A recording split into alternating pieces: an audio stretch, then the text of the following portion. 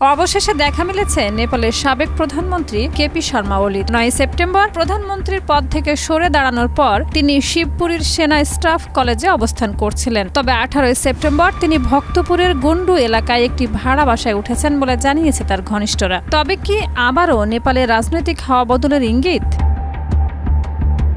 9 September ওলির বাসভবন বালকোটে Gen Z বিক্ষোভকারীদের অগ্নিসংযোগের শিকার হয়। ওই দিন ব্যাপক আন্দোলনের চাপে পদত্যাগ করেন ওলি। এর পরপরই সেনা সুরক্ষায় রাখা হয় তাকে। বর্তমানে নেপালের অন্তর্বর্তী সরকারের নেতৃত্বে আছেন সাবেক প্রধান বিচারপতি সুশীলা কার্কি, যিনি 12 সেপ্টেম্বর দেশের ইতিহাসে প্রথম নারী প্রধানমন্ত্রী হিসেবে শপথ নেন। তার নেতৃত্বে আরও 3 মন্ত্রী শপথ নিয়েছেন।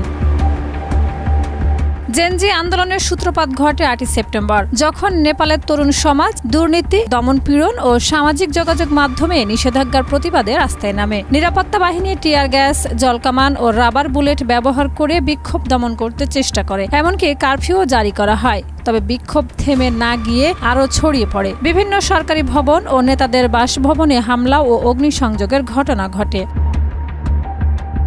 এ সহিংসতায় এখন পর্যন্ত অন্তত 72 জন নিহত হয়েছেন। আন্দোলন থামাতে না পেরে পদত্যাগ করেন প্রধানমন্ত্রী কেপি শর্মা ওলি। তবে ইউএমএল দল এখনও তার বর্তমান অবস্থান সম্পর্কে আনুষ্ঠানিক কোনো তথ্য জানায়নি।